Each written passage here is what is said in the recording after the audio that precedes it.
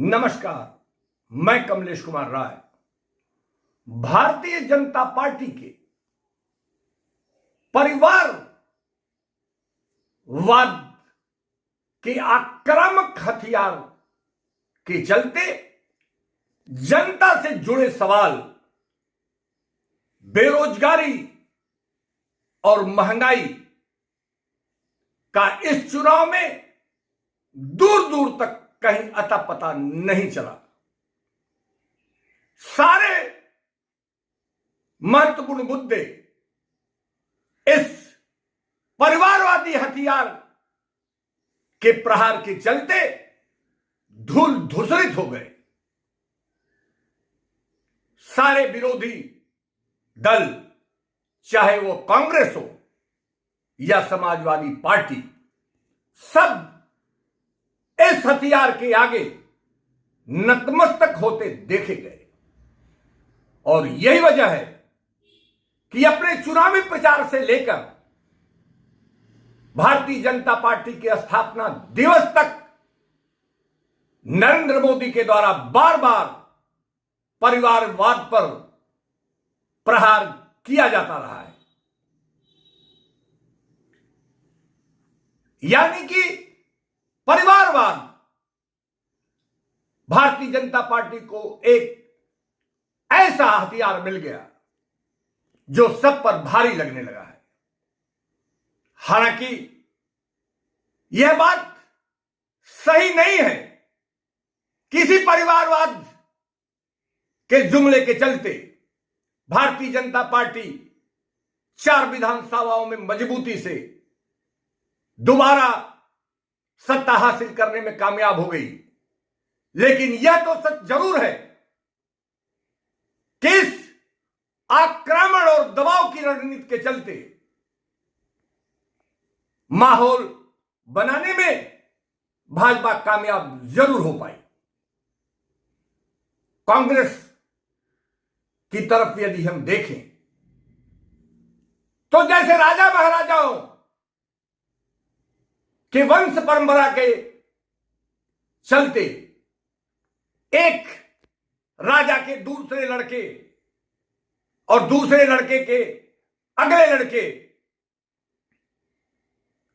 राजा होते रहते हैं, उसी तरीके से जवाहरलाल नेहरू की पुत्र इंदिरा गांधी प्रधानमंत्री हुई। इंदिरा गांधी के बाद राजीव गांधी प्रधानमंत्री हुए और अब सोनिया गांधी, प्रियंका गांधी और राहुल गांधी राजनीति में कांग्रेस के सबसे बड़े कद्दावर और हाईकमान माने जाते हैं। वहीं समाजवादी पार्टी की स्थिति भी कमोबेश कुछ इससे कम नहीं देखने को मिल रही है। मुलायम सिंह यादव के भाई, भतीजे, लड़के, बहू, यानी कि लगभग पूरा परिवार पारिवारिक व्यवसाय की तरीके से जिस तरीके से राजनीति में घुसा पड़ा है, वह निश्चित रूप से लोकतंत्र के लिए अच्छा तो नहीं ही माना जा सकता। लेकिन सवाल यह भी है कि लोकतंत्र की दुहाई देने वाला भारतीय जनता पार्टी, क्या उसके राष्ट्रीय अध्यक्ष कभी चुनावी प्रक्रिया से होकर अध्यक्ष पद पर हुए हैं? ऐसा कभी नहीं हुआ।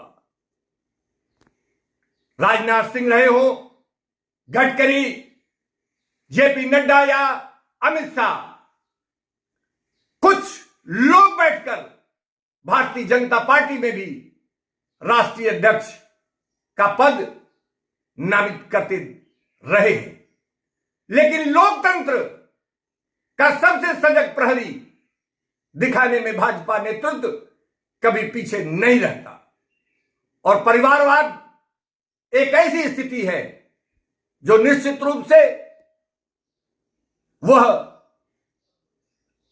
भाजपा रणनीति के आगे घुटने टेकने पर मजबूर हो रही है। समाजवादी पार्टी पर उत्तर प्रदेश के विधानसभा चुनाव में कुछ इस तरीके का दबाव देखने को मिला कि अखिलेश यादव ने अपनी पत्नी पूर्व सांसद डिंपल यादव तक को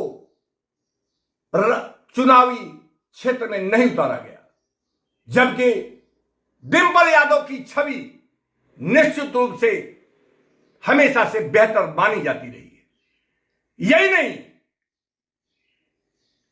शिवपाल यादव और अर्पणा यादव को भारतीय जनता पार्टी जिस तरीके से अपने साथ मिलाने का प्रयास पिछले दिनों के में उसके द्वारा किया गया, अर्पणा यादव ने भारतीय जनता पार्टी जिस ढंग से ज्वाइन किया,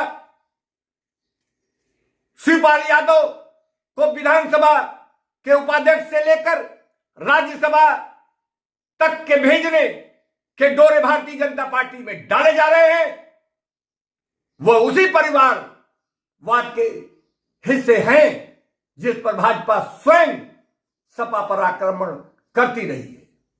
लेकिन सवाल यह जरूर है कि क्या भाजपा भी कथनी और करनी में फर्क कर अपने सुविधा के मुताबिक मुद्दों को उसके द्वारा उछाला जाता है? यदि वह परिवारवाद के खिलाफ है, ऐसी स्थिति में अर्पणा यादव को भाजपा में शामिल करना और दूसरे नेताओं पर डोरे डालना, यह कहां से बेहतर राजनीति और लोकतंत्र के लिए सही माना जा सकता है? पिछले विधानसभा के चुनाव में समाजवादी पार्टी ने भाजपा रणनीति के दबाव के चलते ही पश्चिम में मुसलमानों को जिस ढंग से प्राथमिकता देकर उन्हें उम्मीदवार बनाने की जरूरत थी, नहीं बनाया गया। उसी का नतीजा जानकारों के मुताबिक यह कहा जा रहा है कि उसका खामियाजा समाजवादी पार्टी को भुगतना पड़ा। पिछड़े वर्ग के नाम पर जिस ढंग से कुछ लोगों ने भारतीय जनता पार्टी छोड़कर समाजवादी पार्टी ज्वाइन कर एक इस ढंग से माहौल बनाने का प्रयास किया कि यह पूरा पिछड़ा वर्ग समाजवादी पार्टी के साथ जुड़ जाएगा, लेकिन पिछड़े वर्ग के इन नेताओं की ठेकेदारी भी काम नहीं आई। स्वामी प्रसाद मौर्य की हार सबके सामने है। केशव प्रसाद मौर्य जो भारतीय जनता पार्टी के कद्दावर नेता माने जाते रहे हैं, उनको भी अपने क्षेत्र में मशक्कत करनी पड़ी और अंत में हार को ही गले लगाना पड़ा। कुल मिलाकर विधानसभा के इन चुनाव में भारतीय जनता पार्टी की रणनीति के आगे विरोधियों ने घुटने टेक दिया। इस सच्चाई से इनकार नहीं किया जा सकता। उपभोक्ता मंच के लिए आज बस इतना ही। नमस्कार।